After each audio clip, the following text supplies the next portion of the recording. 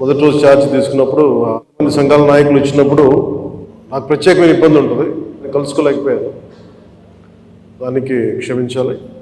నా ఉద్దేశం ఏంటంటే నిర్లక్ష్యం చేసే వ్యక్తిని కాదని చెప్పడానికి.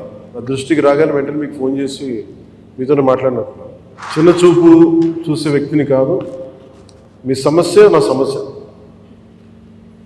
అది చాలాసార్లు సభలో చెప్పాను, కానీ ఇప్పుడు ప్రత్యేకించి ఛార్జ్ తీసుకున్న తర్వాత మీకు మళ్ళీ మీ అందరికీ తెలియజేసుకుంటా ఉన్నాను. మిమ్మల్ని అర్థం చేసుకునే వ్యక్తిని, మీ సమస్యల్ని పరిష్కరించడం, ఎంత త్వరగా పరిష్కరించడం అనేది నా ఒక్కడి చేతిలో లేదు. కానీ మీ సమస్యల్ని వినగలిగే శక్తి ఉన్నవాడు. ముందు సమస్యని వింటే ఒక పరిష్కారం దొరుకుతుంది. వినడానికి అలసట అందరికీ.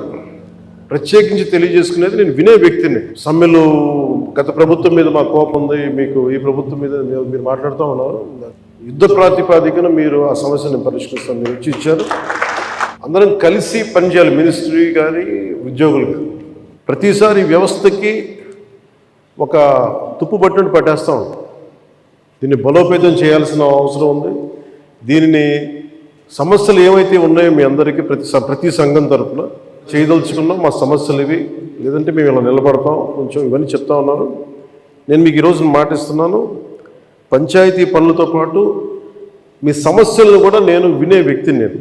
అంటే నేను చాలా శాఖలు ఉన్నాయి, మిగతా పనులు కూడా చూసుకోవాలి. కాబట్టి మీరు బాగా ప్రిపేర్ అయ్యి వచ్చి ఒక పరిష్కార మార్గం కూడా తీసుకెళ్ళండి. దాదాపు ఇలా ఆలోచించవచ్చు, ఇలా చేయొచ్చు.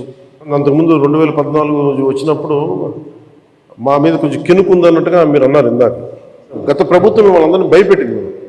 అంటే భయపెట్టేవాడికి భయపడతారు, కానీ కొంచెం ఓపెన్గా సహజంగా కొంచెం వినే వాళ్ళతోటి మేము మీకు భుజం కాసే వ్యక్తులు మేము. అంతకుముందు ఉన్న ప్రభుత్వం మీరు ఏదైనా ఒక నిరసన చెప్పడానికి చాలా బలంగా చెప్పగలిగేవారు.